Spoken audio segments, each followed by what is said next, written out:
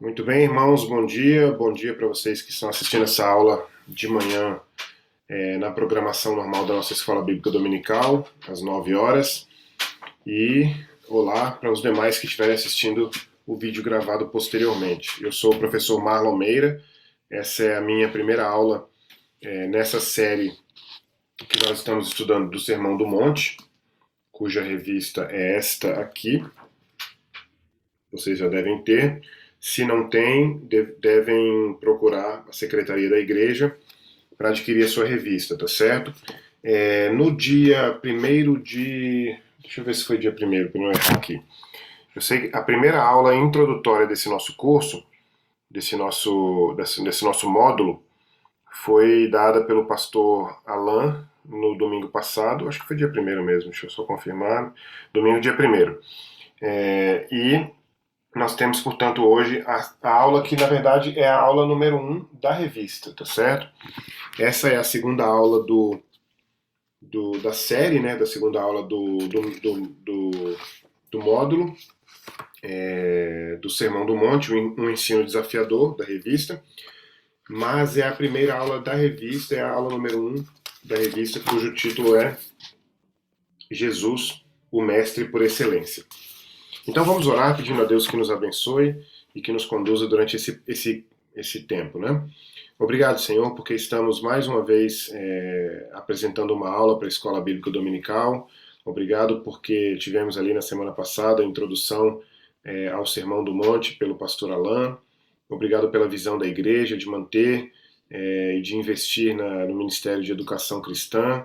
Obrigado porque o Senhor me permite mais uma vez fazer parte desse corpo docente, desse corpo de professores, e eu te agradeço em nome de Jesus por esse chamado. Peço ao Senhor que nos dê sabedoria para conduzi-lo de forma que agrade ao Senhor.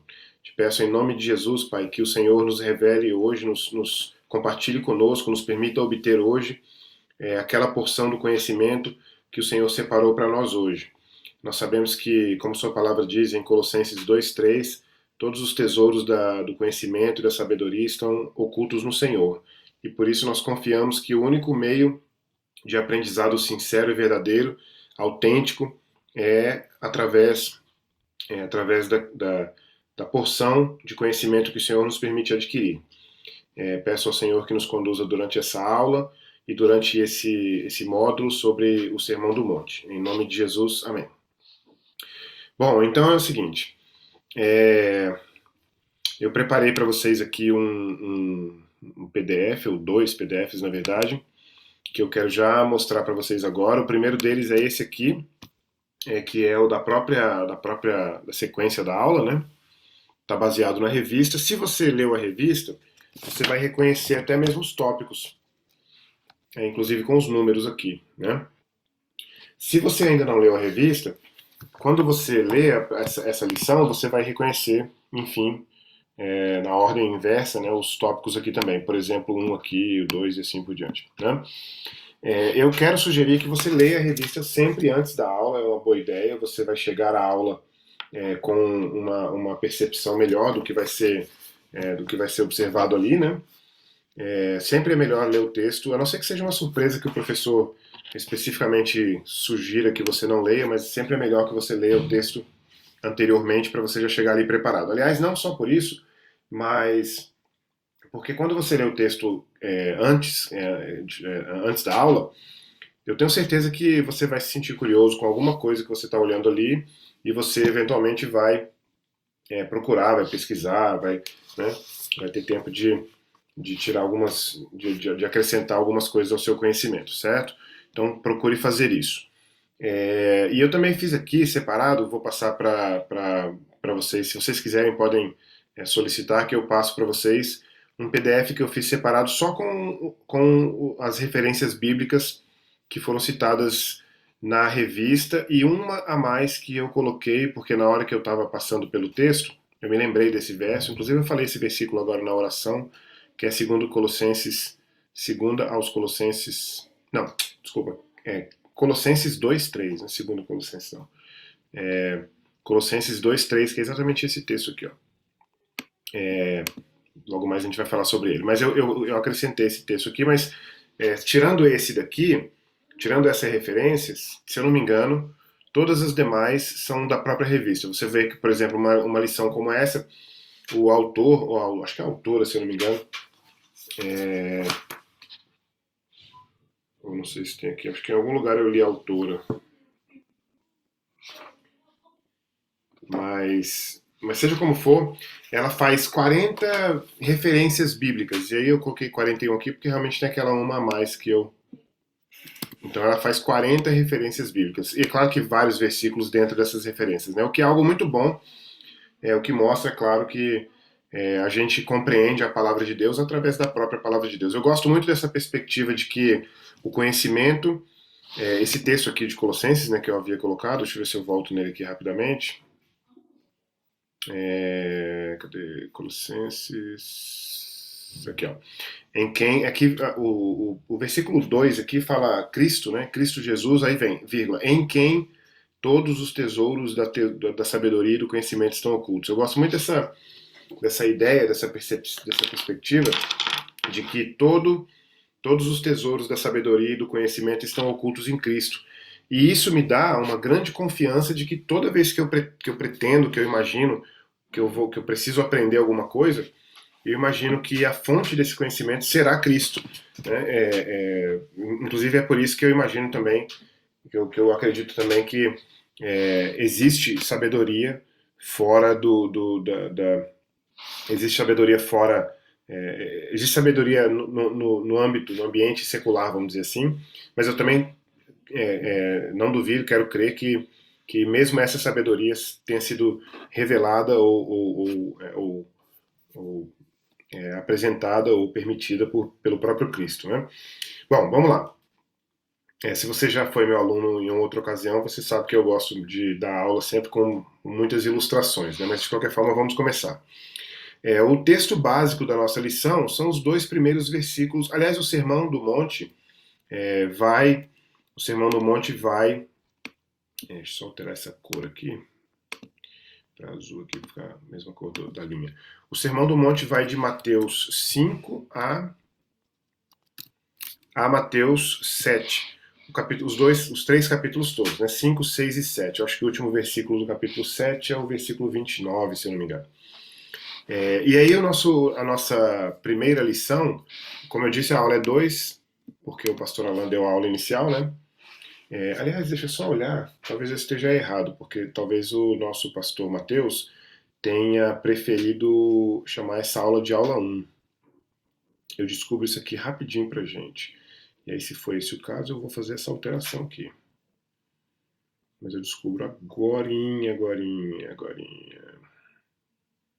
Temos à mão aqui o famoso celular, né? Deixa eu ver. Estou achando aqui, por enquanto. Mas eu pretendo achar. Por incrível que pareça, eu não achei. Bom, mas isso é irrelevante. Seja como for, se essa não for marcada como aula 2, ela é marcada como aula 1. E aí o nosso próximo professor, que vai dar a próxima aula, vai marcar corretamente lá. Eu vou avisar para ele. Para ele ou para ela, não me lembro agora quem é. Bem, então o nosso texto básico é o texto de Mateus 5, versos 1 e 2. Eu vou usar aqui o nosso PDF com as referências, que é o seguinte texto. Vendo Jesus as multidões, subiu ao monte e, como se assentasse, ou assentando-se, né, aproximaram-se os seus discípulos e ele passou a ensiná-los dizendo, acho que aqui começa o versículo 2, e ele passou a ensiná-los dizendo, daí vem o sermão, né, inclusive nas Bíblias com edições em letras vermelhas nas palavras de Jesus, aí o próximo, o restante desse capítulo 5, o capítulo 6 todo e o capítulo 7 todo virão, portanto, nessas palavras de Jesus. O versículo-chave não está nem dentro do próprio sermão, no entanto, o versículo-chave com relação ao tema da nossa aula de hoje, né? Ou seja, Jesus, o mestre por excelência. Vou colocar tudo aqui, esse aqui é o tema, né? Jesus, o mestre por excelência. A ideia dessa primeira aula, inclusive, é exatamente isso, né? Apresentar, olha, essa aqui, ó, o alvo da lição, né? apresentar o pregador do Sermão do Monte como o maior dos mestres, né? Desafiando você a viver em obediência aos ensinamentos dele. Logo mais a gente vai ver por que a gente deveria obedecer aos ensinamentos do Sermão da Montanha. Já vou dar logo um spoiler, não é por causa da qualidade do sermão, apenas, né? Ou principalmente, né? Mas enfim, o texto de Mateus 23:8 é o seguinte: Vós, porém, todos esses textos aqui estão na versão ARA, que é a Almeida Revista e Atualizada. Vamos lá então.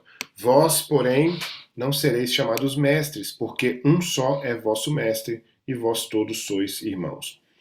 E repetindo que esse é o versículo-chave, na medida em que a gente está aprendendo hoje, ou a gente está sendo apresentado hoje ao pregador do sermão, sendo o maior mestre de todos, né? O John Stott tem uma frase que aparece lá na revista, que é uma frase muito interessante, que diz que o Sermão do Monte é o trecho da Bíblia, porque você tem as histórias, né? Por exemplo, a história de Noé, a história de José, e aí você tem essas histórias ali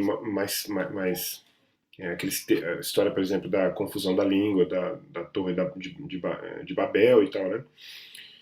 Mas o texto, o trecho do Sermão do Monte, segundo nos indica o John Stott, é o mais lido, o menos compreendido e o menos praticado. Eu confesso para você que à medida que eu fui lendo, porque eu li depois, durante a preparação da aula, eu li o sermão todo, os 3 capítulos todos algumas vezes, né? E eu confesso para você que não é difícil crer que esse seja o trecho, os ensinamentos menos praticados e com certeza menos compreendidos, né? Principalmente para o nosso tempo, né? Porque realmente eles estão no nível, eles estão no parâmetro do próprio Cristo, né? Do próprio Deus. Não estão no nosso parâmetro. E tudo aquilo que não está no nosso parâmetro, ou seja, tudo aquilo que está bem acima do nosso parâmetro, vai ficar muito difícil a gente alcançar.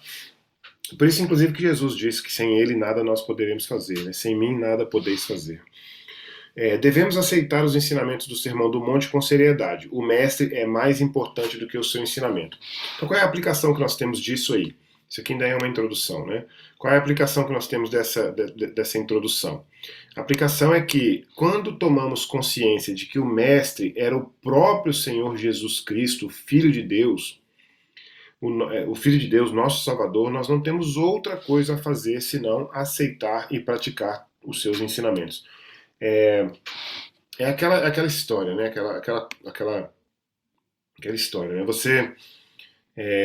Você obedece.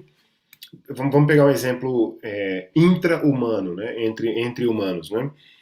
Você obedece ao seu pai, mas o seu pai pode estar errado. Você obedece à sua mãe, tal, alguma autoridade ou né, um responsável, um professor e tal. Você obedece pelo fator autoridade, né? Pelo fator ordem, né? Mas pode ser que você não concorde com o ensinamento. Mas você obedece por causa da posição principalmente que você está. Eu acredito que com Jesus a coisa seja diferente em 2 aspectos. Você obedece porque ele é o Cristo, o Filho do Deus vivo, né? Esse é um primeiro ponto. E você obedece cegamente. E mesmo que aqui na Terra, nas relações humanas, você tivesse alguém que você confiasse plenamente e você obedecesse cegamente, ainda assim você poderia ser levado a errar, né? Porque a pessoa, por mais que você confie nela, ela é passiva de erro. Mas Cristo não. Cristo você vai obedecê-lo cegamente, né, completamente. Ou seja, não há outra coisa a fazer senão praticar os ensinos. Porque ele é o Cristo, ele é o Senhor, o Filho de Deus, o nosso Salvador, o nosso Senhor. Mas também porque, como ele é o próprio Deus, ele não vai te encaminhar para o ensinamento errado. Né? Então é uma segurança. Eu não estou aqui nem supondo, né, de longe que algum de nós aqui tem alguma dúvida, tem alguma ausência de segurança, alguma dúvida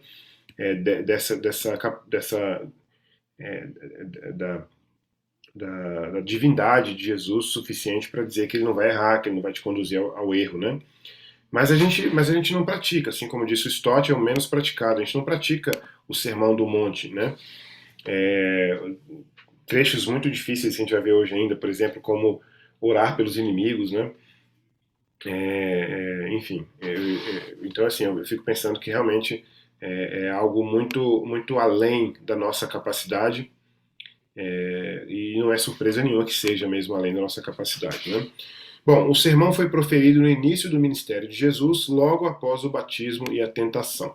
É interessante também observar isso, porque de certa forma você poderia pensar, por exemplo, Jesus começa o seu ministério e vai ensinando. E aí, depois do seu ministério, enfim, no caso de Jesus, que teve um ministério de um período de cerca de 3 anos, no final do seu ministério, em algum momento, obviamente, antes de morrer, claro, se bem que no caso de Jesus poderia ter sido depois da ressurreição, né? Mas vamos imaginar um mestre qualquer, um professor, um líder, né? Que vai ensinando e tal. E aí, num determinado momento, ele dá lá às vezes acontece uma magna aula, né? Um sermão, não, um discurso, uma aula específica que engloba o seu ensinamento anterior, né? Anterior. E Jesus não, ele começa o seu ministério já dizendo o que ele espera. Aliás, nós recebemos, nós professores da EBD, recebemos esse livro aqui do Ministério, Ser é o Bastante, do Carlos Queiroz, que é um livro cujo título, né, já indica que ser é o bastante. É claro que aqui vai ter uma perspectiva do ser, mas eu diria que ser e fazer, né? Então, Jesus já apresenta logo de cara no início do ministério o que ele espera que os seus discípulos sejam e façam, né? E, portanto, ele apresenta esse sermão no início do seu ministério. Bom, vamos ver sobre a identidade de Jesus. Alguns trechos da nossa aula vão ser baseados estritamente nas Escrituras, né? Esse aqui, por exemplo, e outros têm algumas características da própria revista. Vamos ler essa sequência aqui até Mateus 6,3. Vai até aqui, para a gente ver sobre a identidade de Jesus, né? Então vamos ler aqui. Ora, tinha Jesus cerca de 30 anos ao começar o seu ministério. Era, como se cuidava, filho de José, filho de Eli. Então a gente está vendo aqui características da identidade de Jesus, né? Ele tinha 30 anos quando começou o seu ministério. Tendo Jesus nascido em Belém da Judéia, em dias do rei Herodes, eis que vieram os magos do Oriente a Jerusalém, Mateus 2,1, falando também sobre o local onde ele nasceu. Aqui, na verdade, você vai ter um quadro do grau de simplicidade de Jesus. Eu não vou dizer simplicidade, simplicidade no sentido, como é que eu posso dizer? Comparado, por exemplo, a Paulo, vamos dizer assim, Jesus não estudou ali aos pés de Gamaliel ou coisa parecida, né, ou coisa que o vale, né? Então você vê o grau quando eu digo grau de simplicidade, eu estou querendo dizer o grau normal mesmo de um homem daquela época, né? Se hoje nós temos aquela famosa elite, né, o famoso 1%, vamos dizer assim, você vai ter as elites aí, intelectuais e tal, obviamente que naquela época também havia, né? Então a gente está apresentando aqui um quadro da identidade de Jesus como sendo alguém simples, né? Na verdade, aqui a pergunta e a surpresa seria por que as pessoas sentariam para ouvir essa pessoa, né? É lógico que ali já havia uma obra do Espírito Santo acontecendo, né? É lógico que essas pessoas, eu fico pensando, essas pessoas que ouviram esse ensinamento, né? Se a gente fosse conversar com elas no céu algum dia, elas vão dizer pra gente, né? Eles vão dizer pra gente assim, não, havia alguma coisa, assim como Pedro, né? Me lembra muito daquela canção, daquela cantata, acho que é Deus Conosco, né? Havia alguma coisa nele e tal. Depois eu vou até colocar essa música pra vocês em algum lugar, eu vou dar o nome dela. Continuando aqui então na identidade de Jesus, a gente tem Mateus 2,23, e foi habitar numa cidade chamada Nazaré, para que se cumprisse o que fora dito por intermédio dos profetas. Ele será chamado de Nazaré, ou Nazareno, né? Então mais uma característica aí. Eu não me lembro agora, rapaz, eu esqueci quem é o discípulo que pergunta, pode vir alguma coisa boa de Nazaré? Vocês devem estar lembrando de agora, depois podem me dizer. Ou seja, mais um versículo que indica o seu caráter simples, né? João 1,46 vai dizer, perguntou-lhe Natanael, de Nazaré pode sair alguma coisa boa? Respondeu-lhe Filipe, vem e vê. Então Natanael pergunta, será que algum nazareno pode ter essa característica, né? E aí Filipe disse, vem para você dar uma olhada, né? E em Mateus 6,3 tem, tu porém ao dares a esmola, ignore a tua mão esquerda o que faz a tua mão direita. Então são versículos que indicam o grau de simplicidade de Jesus, mas que vai chamar a atenção por causa da sua divindade, que obviamente, assim, sempre é interessante a gente pensar também, isso acontece conosco hoje, obviamente acontecia naquela época. A gente sente, algumas vezes, um toque do Espírito Santo, um mover do Espírito e alguma coisa nesse sentido, né? E eu tenho certeza que as pessoas sentiram ali, olhando para um homem simples como aquele, até visualmente falando, né?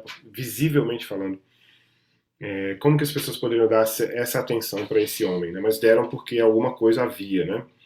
E não se arrependeram porque o Sermão do Monte realmente é muito belo, né? Muito, muito completo. Sobre a personalidade de Jesus, nós temos as seguintes características. Primeiro, um caráter íntegro, uma autoridade absoluta e obediência. Deixa eu ver se tem mais um outro aqui. E obediência perfeita. Vamos ver um por um aqui então. Em termos de caráter, Jesus tinha uma inteireza moral. Isso parece redundante, né? A gente está falando de Jesus, né?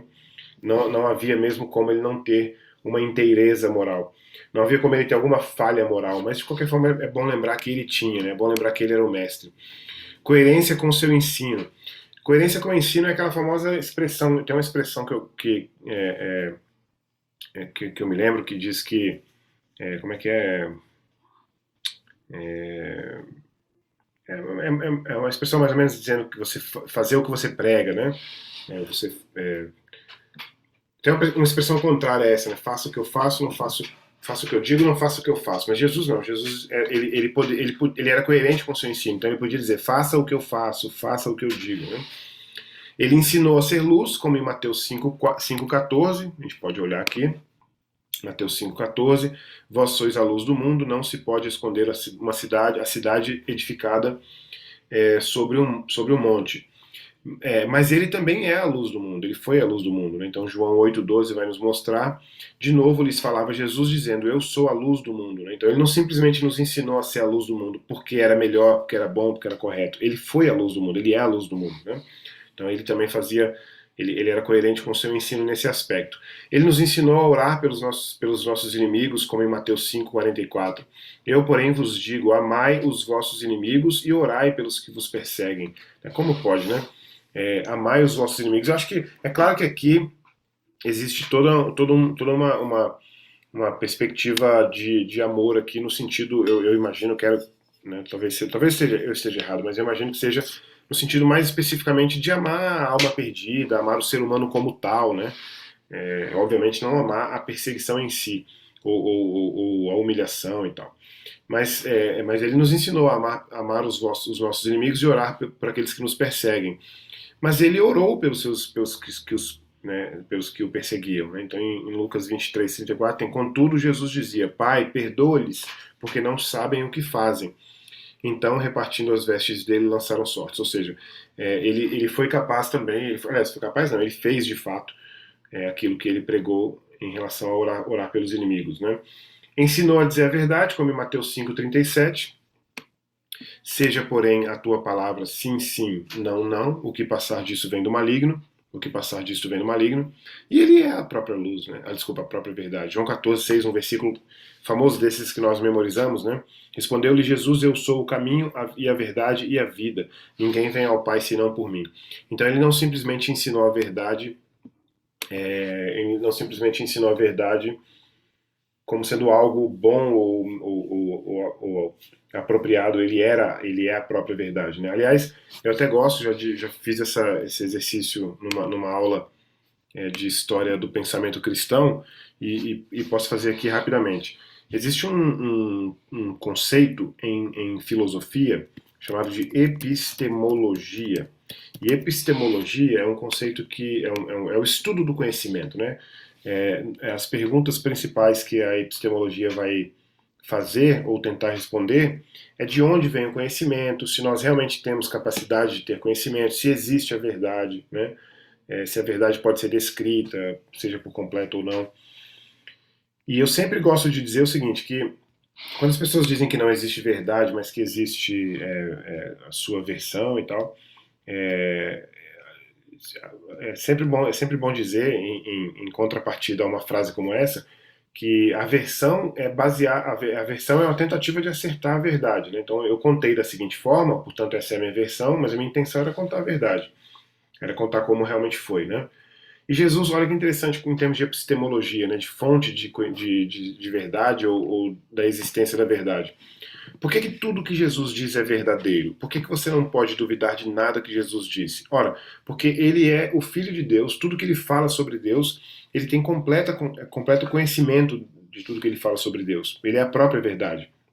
No outro versículo de Colossenses, a gente viu que todo conhecimento e toda sabedoria estão ocultos nele, né? Então ele não poderia mentir, porque ele tem acesso a toda a verdade. E, obviamente é contra a natureza dele mentir, né? Então essa é uma outra característica da sua coerência com o seu ensino, né? Qual é a aplicação disso para nós? É que Jesus apresentou a lei perfeita a ser seguida, que era o quê? Nós deveríamos amar quem nos odeia. Eu quero dizer aqui mais uma vez que esse amor não é... Existem várias formas de amor, né? E esse amor não vai ser o mesmo amor que eu dedico ou que eu devoto a outras pessoas, ou enfim, até o próprio Deus, óbvio, né? Mas de qualquer forma, amar quem nos odeia, fazer bem a quem nos faz mal, a famosa frase, não pagar o bem com o mal, né? Bem dizer quem nos amaldiçoa, né? Mesmo que você esteja sendo amaldiçoado, você não deve amaldiçoar ninguém, né? Deve bem dizer. E orar pelos seus inimigos. Então essas são as aplicações para essas são as aplicações para o caráter íntegro, né, de Jesus. Outra característica da sua personalidade é a autoridade absoluta.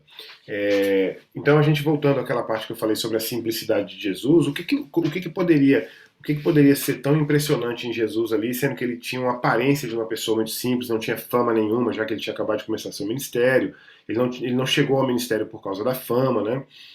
Então as características, as razões são porque ele impressionou pela sua autoridade, ele tinha autoridade absoluta, ele não hesitava ao falar, né? Isso, assim, para nós que somos crentes é muito fácil perceber isso, no final de contas por que ele hesitaria, né? Ele é o próprio Deus, né? Que dúvida ele poderia ter, né? Tudo bem que ele tinha as limitações humanas dele, né? A gente vê que Jesus sentiu fome, Jesus sentiu sono, obviamente ele deve ter sentido ele sentiu, ele teve todos os sentimentos que o ser humano tem, né? Até tentado ele foi, né? Sem jamais pecar, é claro, diga-se de passagem. Mas ele não tinha por que hesitar, ele tinha ele era o Cristo, né? Então ele não era outro senão o próprio Cristo. E o seu ensino também era original, né? Acho que a última frase do Sermão da Montanha, Sermão do Monte, às vezes eu chamo de Sermão da Montanha, acho que é porque eu cresci ouvindo essa expressão. Mas a última frase do Sermão do Monte diz assim, a última frase não, o último versículo, né? Que é o 7:29, diz assim, porque ele as ensinava, a sua doutrina, ele as ensinava como quem tem autoridade e não como os escribas, ou seja, então ele tem um aspecto também de originalidade, né? Ele está revelando ali coisas que pertencem a ele próprio como Deus, né? Como Cristo. Outra característica de sua personalidade é a obediência perfeita. Jesus obedeceu ao Pai e à lei, como nós podemos ver em Mateus 5,17. Não pensais que vim revogar a lei ou os profetas, não vim para revogar, mas para cumprir. E ele também fazia a vontade do Pai. Aí a gente vai ter até o versículo 42 aqui de Mateus, deixa eu marcar aqui para a gente não passar. A gente vai ter até aqui sobre a questão da vontade do Pai, de fazer a vontade do Pai, né? Disse-lhe Jesus, a minha comida consiste em fazer a vontade daquele que me enviou e realizar a sua obra. João 5,30. Eu nada posso fazer de mim mesmo, na forma porque ouço, julgo.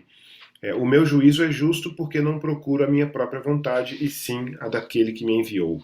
Em Mateus 7:21, esse texto também dentro do sermão, nem todo o que me diz Senhor, Senhor entrará no reino dos céus, mas aqui a gente vai falar um pouco mais lá na frente, de condicionalidade para passar a eternidade com Deus, né? Mas aquele que faz a vontade de meu Pai que está nos céus. Um pouco mais à frente, em Mateus 26:39, adiantando-se um pouco, prostrou-se sobre o seu rosto, orando e dizendo, meu Pai, se possível, passa de mim este cálice, todavia não seja como eu quero, e sim como tu queres. Mais uma vez, cumprindo e obedecendo à vontade do Pai. E no mesmo capítulo, um pouco mais à frente, tornando a retirar-se, orou novamente, de novo, dizendo: Meu pai, se não é possível passar de mim este cálice sem que eu beba, faça-se a sua vontade. Então ele veio para fazer, para obedecer também ao Pai. E uma aplicação sobre essa questão da vontade do Pai é aquela que eu falei agora há pouco do condicionamento, né? O Mateus 7:21. Condicionando, acho que eu até repeti esse texto aqui, isso. Condicionando a eternidade a fazer a vontade do Pai que está nos céus, né? Obediência é o fundamento perene, ou seja, todo aquele, pois, que ouve estas minhas palavras e as pratica, isso aqui é aquela parábola dos dois homens que construíram a casa, um sobre a rocha e outro sobre a areia, né?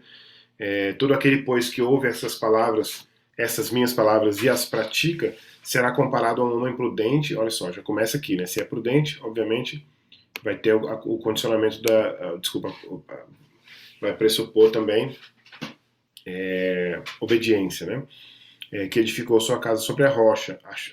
Caiu a chuva, transbordaram os rios, sopraram os ventos e deram com ímpeto contra aquela casa que não caiu, porque fora edificada sobre a rocha. E todo aquele que ouve estas minhas palavras e não as pratica, em outras palavras, e não as obedece. Então, o que ouve essas palavras e as pratica, ou seja, aquele que obedece, e aqui vem aquele que não obedece, aquele que não pratica, será comparado a um homem insensato que edificou a sua casa sobre a areia, e a gente sabe qual é o resultado de ter construído a sua casa sobre a areia, é o resultado de não ter sido obediente, de não ter cumprido, de não ter praticado a palavra de Jesus, né? Então, a obediência é um fundamento perene, é um fundamento para a vida toda, né?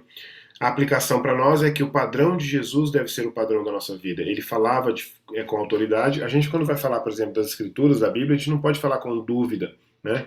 A gente não pode falar com receio. A gente precisa falar com autoridade. A gente também deve ter um caráter íntegro e obedecer à sua palavra e aos seus ensinamentos. Então, a gente tem também a aplicação desta terceira característica da sua personalidade, que é a obediência perfeita, né? Na sequência temos aí a pedagogia do mestre. Eu gosto muito desse trecho aqui, inclusive para quem está assistindo essa aula, já quero adiantar aí uns spoilers, vamos dizer assim. Eu estou estudando há mais ou menos uns 2 ou 3 anos, não, mais, desde 2017, estou estudando desde 2017 algo chamado educação cristã clássica. E essa lição teve muito a ver com isso que eu tenho estudado, educação cristã clássica.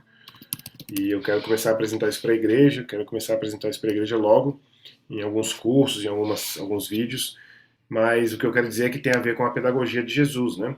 É bom lembrar que, assim, pedagogia, o nome pedagogia não é um conceito que existia na época de Jesus organizado como a gente tem hoje, né? Então a gente não está aqui usando exatamente um anacronismo, né? O que a gente está dizendo é que o método, a maneira como Jesus ensinava e a postura que ele tinha como mestre era uma postura própria, né? Uma postura original, e portanto a gente pode chamar então de a pedagogia do mestre. Aliás, tem um livro, eu esqueci agora o primeiro nome, eu até procurei esse livro, ele é um livro, quando eu estava preparando a lição, eu procurei esse livro na internet para comprar, mas não encontrei porque ele é da Juerp, bem, bem antigo, aquelas revistas, não sei se, aqueles livros da Juerp, né? O último nome do autor é Price e o nome do livro é A Pedagogia de Jesus. Se você tiver esse livro, quiser me emprestar, chama A Pedagogia de Jesus, é da editora Juerp.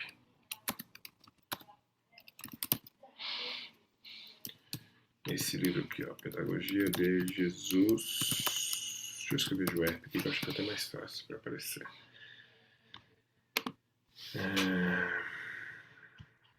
Aqui, ó.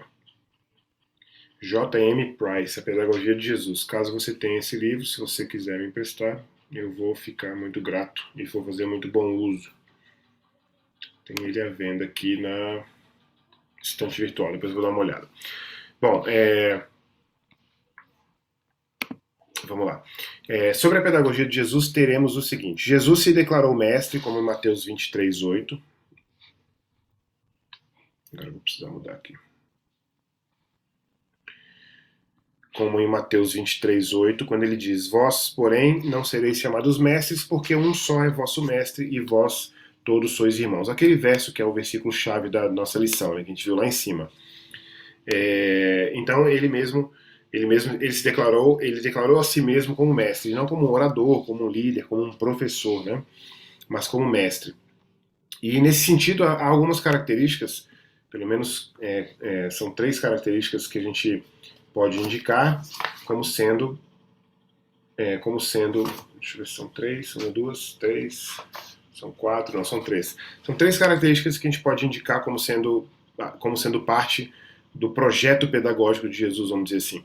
Então ele tem um conhecimento da matéria, é a primeira característica, conhecimento da matéria. Outra característica é o conhecimento da natureza humana, e o outro é o conhecimento dos métodos de ensino. E aí, obviamente, a gente vai lembrar que aqui a gente não está falando de nada moderno em termos de método de ensino, a gente está falando aqui na perspectiva do próprio Cristo mesmo, né? Então, em Jesus está todo o conhecimento. Esse é o versículo que eu resolvi colocar mais aqui, que é o Colossenses 2:3, que diz em quem, ou seja, em Jesus, em quem todos os tesouros da sabedoria e do conhecimento estão ocultos. Então, ele realmente tinha conhecimento do que ele estava ensinando, né? Eu quero dizer para vocês que muitas vezes eu quis oferecer alguns cursos que eu tenho certeza que seriam edificantes para a igreja, para os irmãos, mas eu temia que eu ainda não estava preparado né, deixei para posteriormente.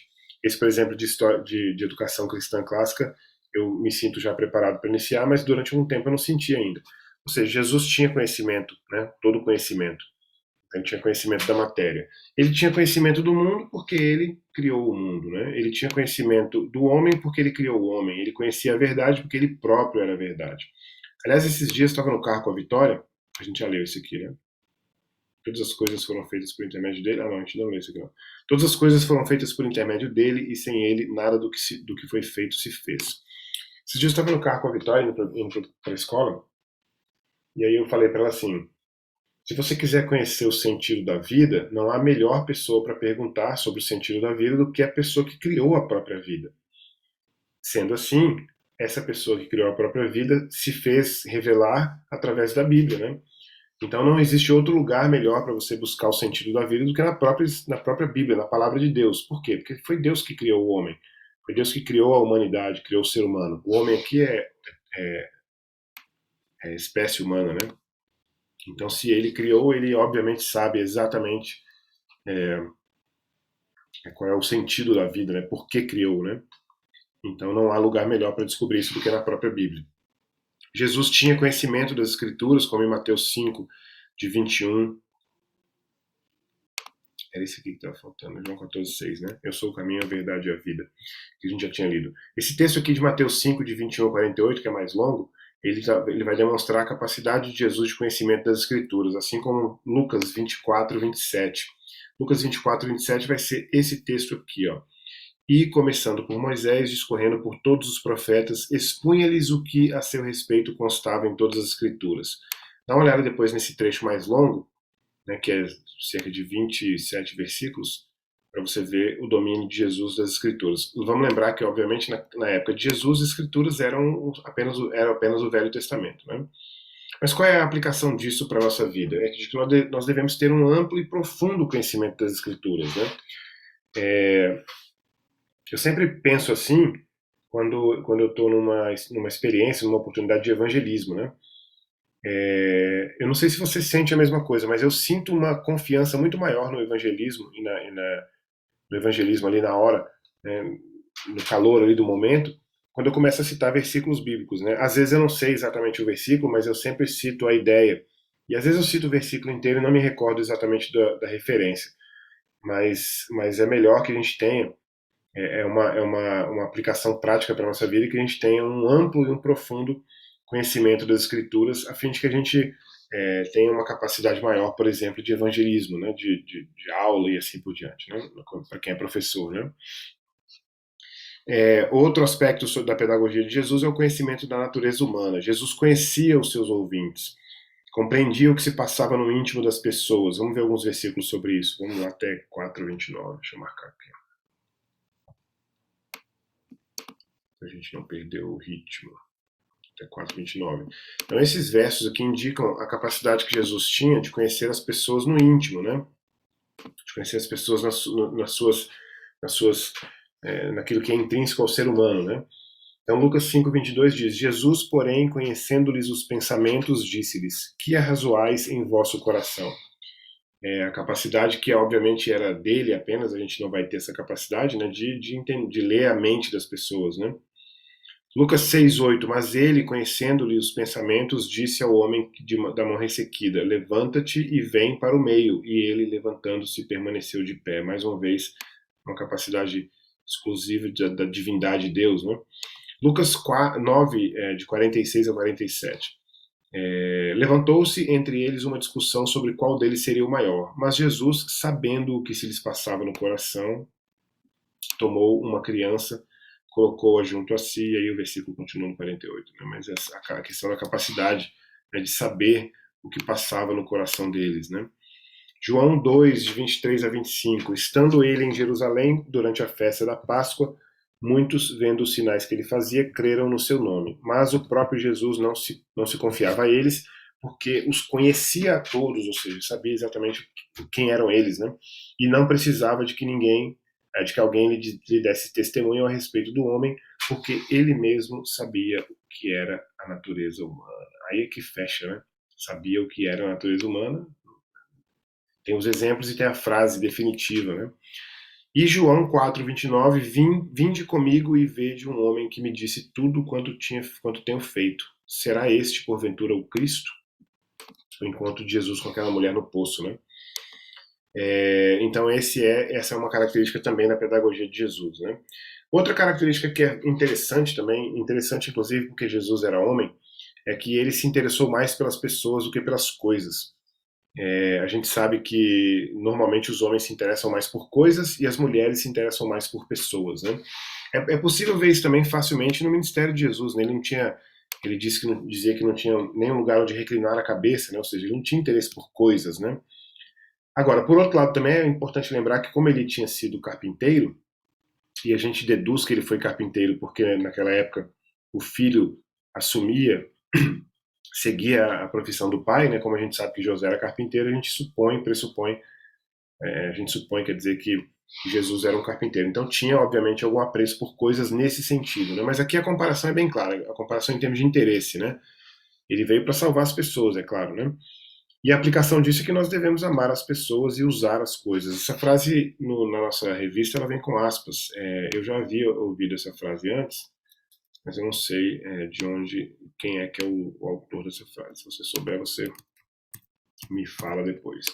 Devemos amar as pessoas e usar as coisas. Uma outra característica da pedagogia de Jesus era o conhecimento dos métodos de ensino. Mais uma vez, eu quero deixar claro que isso aqui não tem nada a ver com qualquer desenvolvimento de método de ensino contemporâneo, ou moderno, ou enfim, medieval, antigo. Tem a ver com as maneiras através das quais, com os métodos, os meios através dos quais Jesus escolheu fazer os seus ensinos, né? Ele ia do simples ao mais complexo, como a gente pode ver em Mateus 6, 26 a 28. Ele dizia, por exemplo, observai as aves do céu, aqui está dentro do próprio Sermão da Montanha, né? Observai as aves do céu, não semeiam, não colhem, nem ajuntam em celeiros. Contudo, vosso Pai Celeste as sustenta. Porventura não valeis vós muito mais do que as aves? Qual de vós, por ansioso que esteja, pode acrescentar um côvado ao curso de sua vida? E também o Mateus 7, 24 a 26, que diz o seguinte: todo aquele, pois, que ouve estas minhas palavras e as pratica, será comparado a um homem prudente que edificou a sua casa sobre a rocha. Aquela parábola dos homens que construíram as suas casas, um sobre a rocha e outro sobre a areia, que a gente já leu agora há pouco, né? A gente leu no contexto da obediência à sua palavra, quando fala aqueles que ouvem as minhas palavras e as praticam, né? E caiu a chuva, transbordaram os rios, sopraram os ventos e deram com ímpeto contra aquela casa, que não caiu porque foi edificada sobre a rocha. Essa parábola indica a capacidade que Jesus tinha, ou a capacidade não, a dinâmica de Jesus de iniciar a sua ilustração do simples para o mais complexo, né? Uma coisa meio cartesiana, né? do conhecido ao desconhecido. Então, Mateus 5, 13 a 14, ele diz: Vós sois o sal da terra, ora, se o sal vier a ser insípido, como lhe restaurar o sabor? Para nada mais presta senão para, lançado fora, ser pisado pelos homens. Isso que era do conhecido, isso que acontecia, né? Vós sois a luz do mundo, não se pode esconder a cidade edificada sobre um monte. São características conhecidas, né? 6,19. Não acumuleis para vós outros tesouros sobre a terra, onde a traça e a ferrugem corroem e onde ladrões arrancam e roubam. E aí, mas na sequência desse versículo aqui, ele vai para o desconhecido, né? Ele vai falar sobre os tesouros no céu, né? E o 7,3, ele vai dizer: por que vês tu o argueiro no olho do teu irmão, porém não reparas na trave que está no teu próprio? Então ele partia também do conhecido para o desconhecido. Fazia uso de perguntas, eu que sou professor, eu não consigo dar uma aula falando sobre um conteúdo sem, durante o período das falas ali, das apresentações, fazer perguntas aos alunos, né? Então, Mateus 5,13. Vós sois o sal da terra, ora, se o sal vier a ser insípido, como lhe restaurar o sabor? Sabe que às vezes a gente pensa, quando a gente está lendo o texto, a gente pensa nessa palavra aqui, vindo de. Né, desculpa, na palavra para aqui, vindo logo após a palavra sabor na fala de Jesus. Mas e se de repente ele tiver parado um pouco e tiver esperado para alguém responder? É assim que eu faço em sala de aula. Então, vós sois o sal da terra. Ora, se o sal vier a ser insípido, como lhe restaurar o sabor? Imagina você está dando uma aula sobre isso e perguntar para o aluno: como é que você faz para restaurar o sabor do sal? E você espera ali uma resposta e alguém vai dizer: não tem como restaurar o sabor, né? E aí eu vou, né, o Jesus lá no caso vai completar: sim, sim, para nada mais presta, senão para quê? Né, ele poderia ter continuado aqui com a pergunta: o que acontece quando o sal não presta? Aí a pessoa fala: joga fora, as pessoas passam, pisam e tal. Então esse método da pergunta, né? O 5,46 e o 7,16 também tem a ver com isso. Porque se amardes os que vos amam, que recompensa tendes? Eu imagino também que tem esperado a resposta aqui, né? Entre essa pergunta e a frase que vem logo depois. Então você imagina que ele de repente possa ter parado ali e esperado a resposta, né? E aí de repente ele poderia ter vindo com uma outra pergunta, como veio, né? Não fazem os publicanos a mesma coisa, né? Os publicanos não são assim, né? E o Mateus 7,16 vai apresentar a seguinte pergunta: pelos seus frutos os conhecereis. Aí ele vem: colhem-se porventura uvas dos espinheiros ou figos dos abrolhos? Não sei a pronúncia aqui. Muito provavelmente a resposta que viria seria não, né?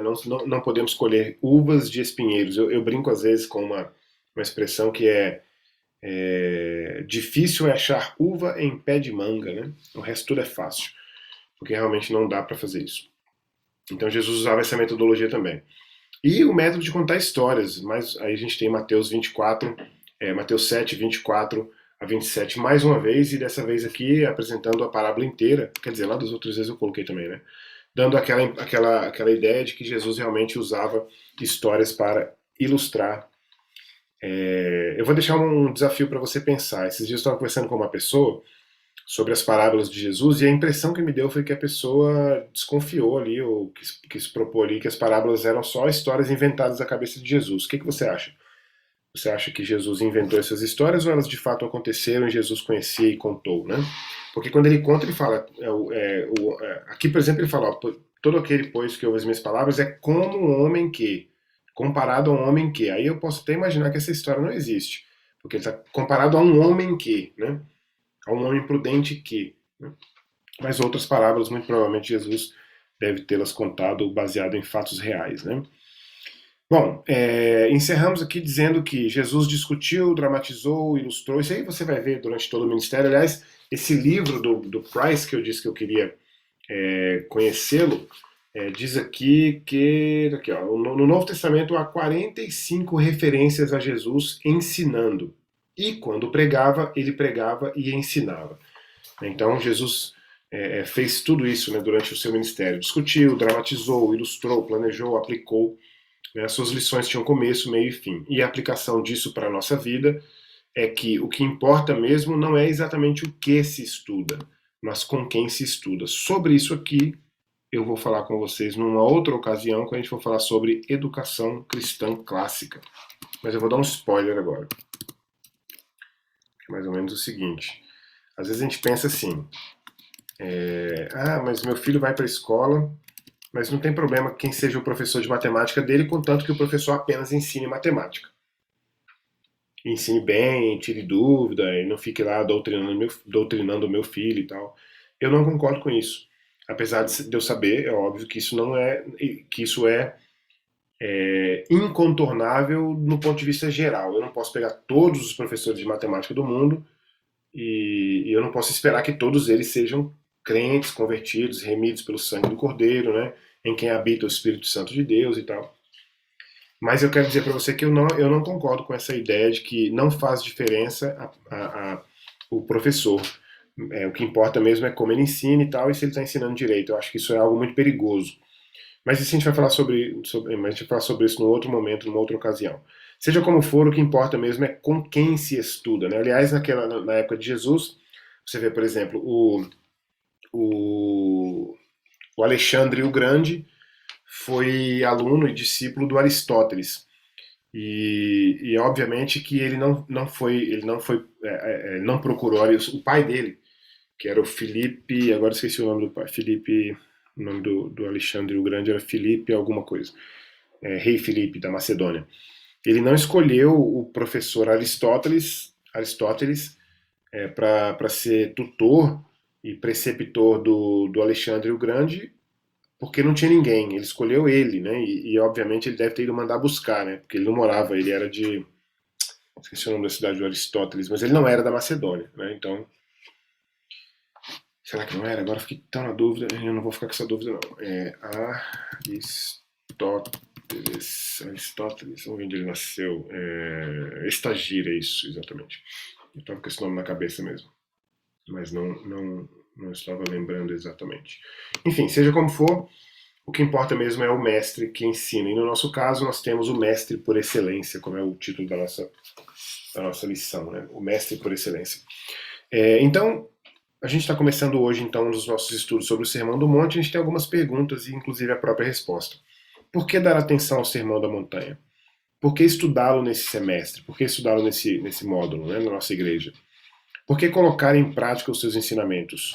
Por isso que eu falei como um breve spoiler no começo da aula que a razão da importância de tudo isso não é exatamente o ensino, que não deve ser desprezado.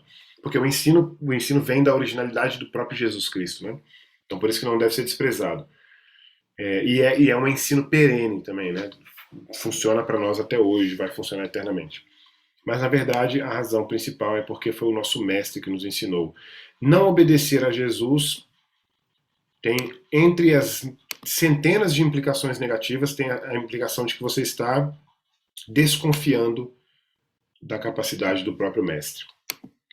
Não obedecer a Jesus significa dizer para Jesus: olha, acho que o senhor errou aqui ou ali, por isso eu não vou obedecer completamente. Então, nós devemos obedecer, devemos colocar em prática. Afinal de contas, é o ensinamento do nosso mestre. Vamos orar? Obrigado, Senhor, por essa primeira lição da revista do nosso semestre na nossa igreja. Obrigado em nome de Jesus, porque o Senhor tem abençoado a nossa igreja no sentido de buscar o conhecimento e a sabedoria. E eu peço ao Senhor, em nome de Jesus, que nos permita, a cada momento, adquirir mais conhecimento sobre o Senhor, sobre a sua palavra, para que nós apliquemos nas nossas vidas e a gente seja sal da terra e luz do mundo. Essa é a nossa oração em nome de Jesus. Amém. Valeu então, pessoal. Até